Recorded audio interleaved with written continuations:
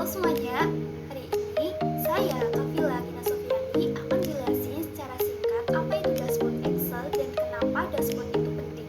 Jadi, dashboard Excel adalah tampilan ringkas yang menunjukkan data penting dalam bentuk grafik ataupun tabel.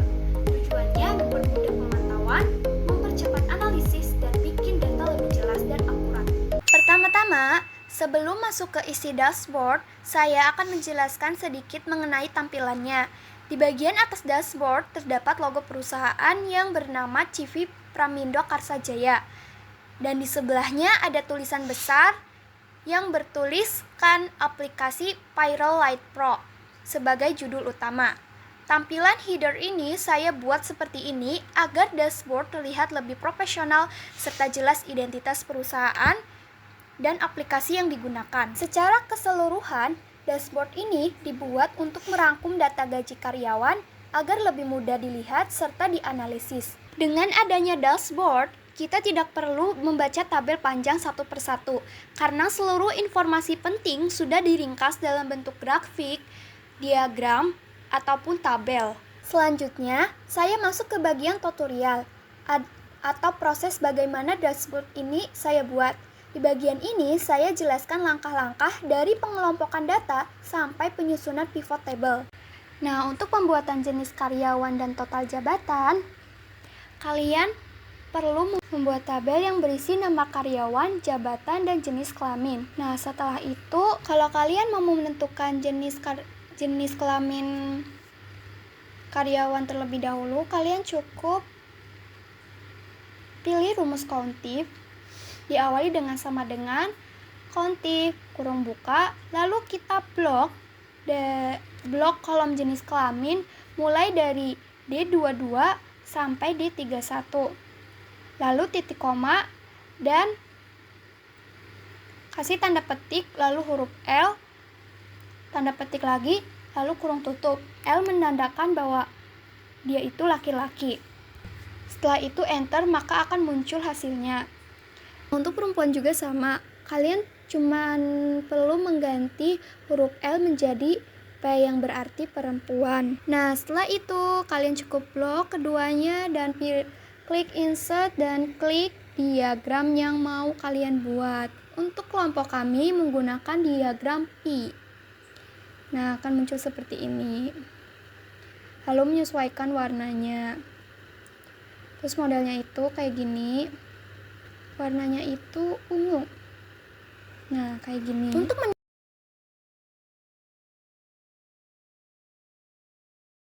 Lalu, yang bacaan card title jangan kalian checklist, tapi kalian hilangkan saja checklistnya, maka akan membentuk seperti ini. Sama halnya dengan total jabatan. Yang perlu kalian ganti adalah kolom yang diblok. Sedangkan yang tadi kan kita ngeblok kolom yang jenis kelamin. Kalau mencari total jabatan, kalian cukup ngeblok kolom jabatan mulai dari C33 sampai C31. Habis itu titik koma, terus kalian ketik nama jabatan apa yang kalian mau lihat keseluruhannya. Kalau semisal admin ya tulis admin, kalau semisal supervisor kalian pilih supervisor. Habis itu sama, kita klik insert dan dan pilih diagram yang mau kalian buat. Nanti akan muncul seperti ini. Nah, pertama-tama untuk membuat pivot table, kalian memerlukan tabel data yang mau direkap. Seperti halnya kelompok kami. Kelompok kami akan merekap tabel data dan gaji karyawan. Setelah itu, kalian cukup blok semua tabel ini dari awal sampai akhir. Habis itu, kalian klik insert, lalu klik pivot table, lalu pilih yang bernama from table atau range. Nah, di sana sudah terisi, lalu kalian cukup klik OK. Setelah itu biasanya akan muncul sheet pertama yang memunculkan seperti ini. Di pivot table yang pertama ini, kelompok kami meletakkan jabatan di rows dan total gaji bersih di values. Hasilnya akan menghasilkan rekapan total gaji bersih per jabatan. Sehingga kalian bisa lihat mana yang memiliki total gaji paling besar maupun paling kecil. Nah, setelah itu kalian cukup blok mulai dari nama jabatan admin sampai supervisor. Habis itu pergi ke insert lagi. Nah, di sini ada beberapa pilihan diagram. Kelompok kami memilih diagram kolom yang ini. Nah, hasilnya akan seperti ini. Untuk pembuatan warnanya, pertama-tama klik desain. Nah, di sini ada beberapa pilihan model diagram kolom. Nah, untuk pewarnaannya kita pilih colors. Terus di sini ada beberapa pilihan warna.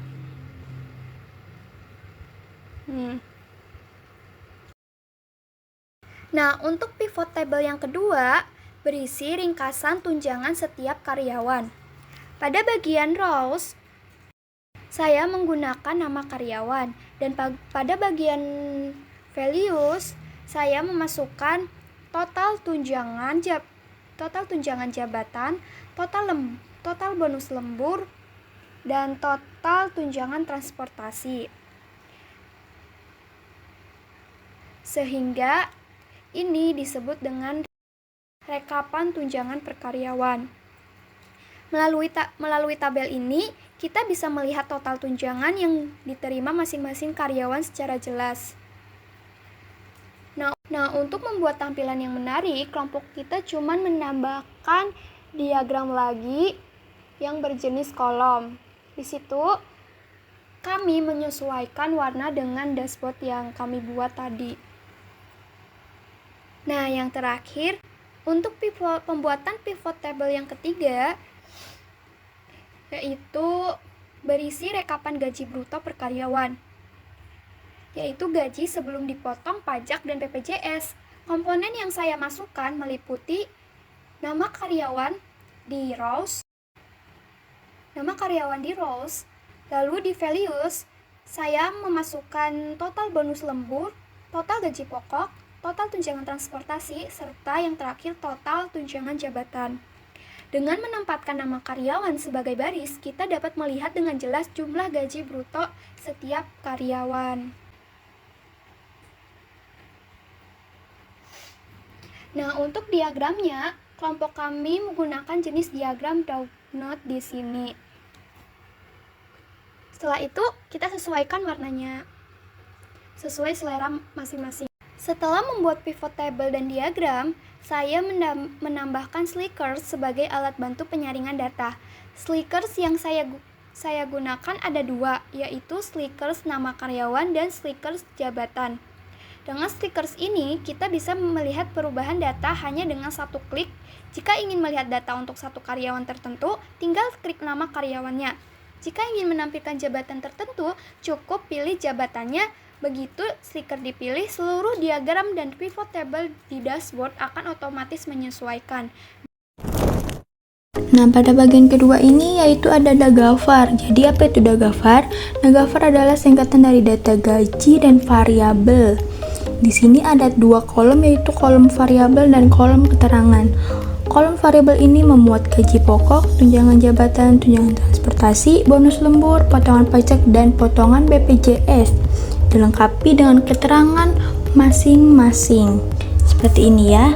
Buat kalian yang nanya, ini gimana sih supaya lebih menarik tampilannya ya, seperti pada di gambar di atas. Sini ada beberapa warna dan beberapa gradasi. Nah, pertama kita ke menu insert, kita ke illustration, lalu kita ke shapes. Nah, di sini kalian bisa pilih mau yang mana bentuknya. Di sini saya pakai yang bentuk segitiga. Kita klik, kemudian kita atur dulu. Kalian klik kanan, lalu kalian klik edit points, ya seperti itu. Kemudian kalian klik lagi edit points. Nah, di sini kalian bisa atur mau seperti apa bentuknya. Ya, ini sebagai contoh saja. Kalian mungkin bisa atur seperti ini atau seperti ini ya. Nah, begitu. Jadi begitu tampilannya. Ini hanya sekedar contoh saja ya. Ini saya hapus lagi. Nah, untuk latar nih, latar itu gimana sih supaya ada warna biru gitu ya? Di sini kita menggunakan warna ya, warna yang cerah. Nah, seperti itu. Ini kita blok dulu yang ingin kita kasih warnanya. Lalu di sini kita ke menu home, itu di bawah ukuran kertas itu kita ada yang namanya warna atau color ya. Di sini kita kasih warna biru. Ini sebagai contoh saja, kalian bisa sesuaiin sama keinginan kalian. Untuk tombol ini kan ada tombol back dan next, itu gimana sih ya supaya bisa berpindah ke sheet lain gitu ya. Nah, yang pertama itu kalian ke menu insert, lalu kalian pilih illustration, kalian pilih shape, lalu kalian pilih icon yang ingin kalian pilih. Di sini saya menggunakan tanda panah saja ya, seperti pada gambar. Seperti ini kita bentuk dulu. Lalu kalian bisa klik tulis next gitu ya. Kalian ketik next, kemudian kalian blok tulisannya. Nah, di sini ada tampilan ya untuk menebalkan, untuk warna dan sebagainya. Nah, kalau untuk mengganti warna pada icon itu gimana sih ya? Itu juga sebenarnya sesuai keinginan kalian aja. Di sini kita ke menu home. Kalian pilih aja nih, di bawah ukuran itu kan ada warna lagi nih ya. Untuk mengubahnya, kalian klik aja warna itu. Seperti itu, kalian klik. Lalu kalian sesuaikan dengan keinginan kalian. Seperti ini ya. Nah, seperti ini. Ini sebagai contoh saja, saya hapus lagi. Tuh. Ini ketika akan dipencet, itu dia akan kembali nih. Back, nah ke tampilan awal dia akan kembali. Jadi tombolnya itu langsung berpindah ya teman-teman. Seperti ini. Gimana sih cara membuatnya? Yang pertama itu kita klik kanan, lalu kalian klik edit point ya. Kalian itu klik kanan, lalu kalian klik edit points. Karena saya ini sudah diedit ya. Nah, di sini ada tampilan place in this document. Kalian klik itu, kemudian kalian pilih nih mau berpindahnya itu ke sheet yang mana ya kan. Karena saya mau pindah ke tabel jabatan, jadi saya checklistnya itu di tabel jabatan ya, karena kan setelah dagavar ya, data gaji dan variabel ini kita klik OK, kemudian akan otomatis berpindah ke sheet selanjutnya yaitu ke tabel jabatan. Seperti itu ya. Ini kita kembali lagi dan otomatis akan berpindah seperti itu. Halo teman-teman, saya Asyifa Nur Fatona. Setelah tadi kita menjelaskan secara singkat mengenai dagavar, di sini kita akan menjelaskan secara sederhana juga terkait dengan tajab ya teman-teman. Tabel ini tuh berisi tabel jabatan, di mana kolomnya itu terdapat kolom jabatan, kolom gaji pokok dan tunjangan jabatan. Nah, untuk jabatan itu ada manajer, supervisor, admin, dan staf operasional. Untuk gaji pokok di sini nominalnya ada 7.500.000, 5.500.000, 4 juta, dan 3 juta ya teman-teman. Untuk tunjangannya itu memiliki bunga tersendiri, yaitu 20%, 15%, 10%, dan 5% ya teman-teman. Nah, untuk menampilkan rumus pada sheet selanjutnya, pada tabel ini kita harus merubah dulu teman-teman ya, yang namanya itu name box. Jadi apa itu name box? Name box adalah kotak yang berada di sebelah kiri bilah rumus yang berfungsi untuk menampilkan sel aktif atau rentang sel yang sedang dipilih. Seperti itu ya. Di sini kita klik pada tabel jabatan, karena ini sebagai contoh saja ya. Di sini saya sudah isi dengan tabel underscore jabatan. Ingat ya, untuk membuat ini kita blok dulu. Kita blok dulu datanya. Kemudian kita klik tabel underscore jabatan. Itu kalian bisa isi dengan apapun yang kalian inginkan. Karena saya di sini menginginkannya tabel jabatan, jadi saya kliknya tabel underscore jabatan seperti itu ya. A few moments later. Setelah penjelasan sebelumnya, di sini saya akan menjelaskan dan mentutorialkan tabel data gaji karyawan. Kalian bisa lihat di sini ada beberapa bagian seperti nama karyawan, jabatan, jam lembur, tunjangan transportasi, dan BPJS. Di sini itu diisi secara manual ya, karena datanya itu sudah tersedia. Selanjutnya, untuk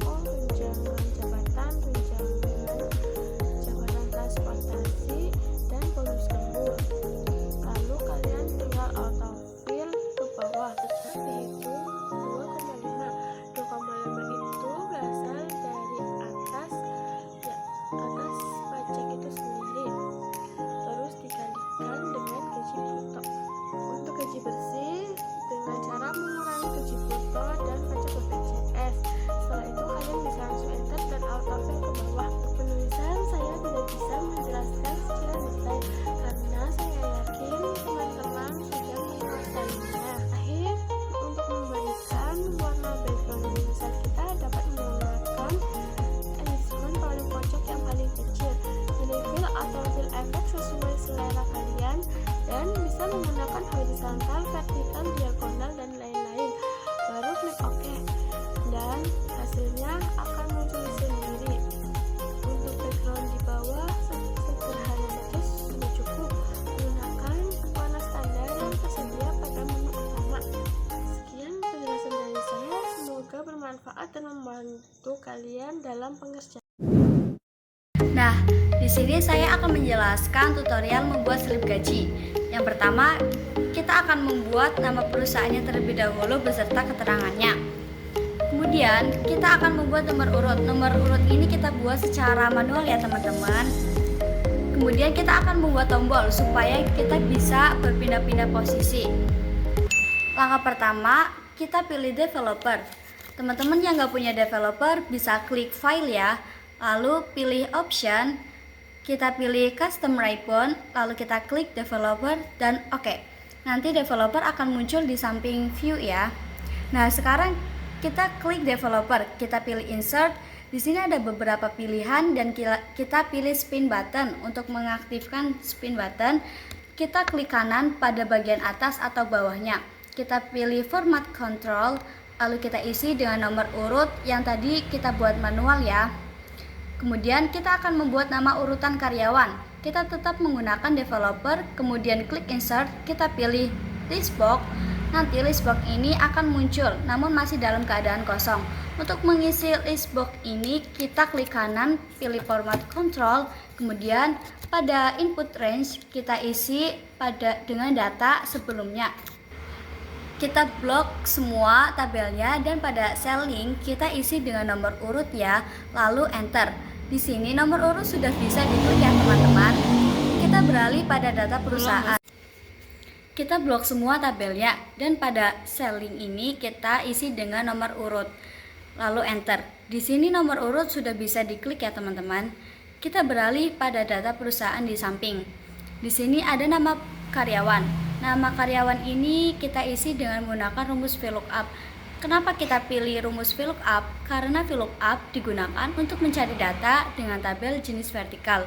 Kita klik sama dengan VLOOKUP, lalu kita klik nomor urut yang sudah tadi kita buat, kemudian titik koma, lalu kita blok semua data dari tabel sebelumnya. Titik koma lagi, dikarenakan nama karyawan ada pada kolom kedua, maka kita klik angka 2, titik koma, lalu false, kemudian enter. Kemudian pada jabatan, jam lembur, penerimaan, total gaji bruto, kita tetap menggunakan rumus yang sama. Tinggal kita ganti kolomnya. Misal kolom jabatan ada pada kolom ketiga, kita ganti angka 2 yang tadi menjadi 3. Lalu pada pengurangan kita juga tetap menggunakan rumus yang sama. Namun bedanya sebelum kata VLOOKUP kita tambahkan minus supaya mempermudah kita untuk menghitung jumlahnya.